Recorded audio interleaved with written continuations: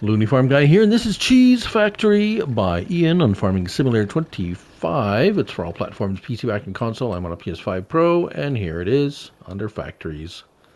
Nice little factory, $25,000 to purchase and place down. No alternates.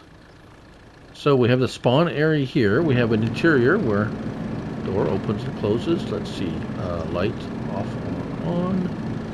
A little bit of a low door. And here is our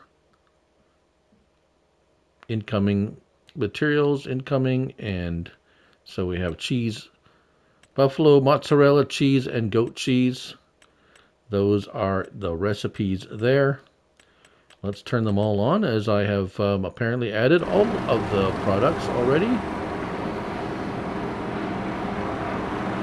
Input is over here, and yeah, they already went in. So, simple as that. We're going to run it. Alright, so after 1 month of game time, we did get a case of, or a pallet of goat cheese.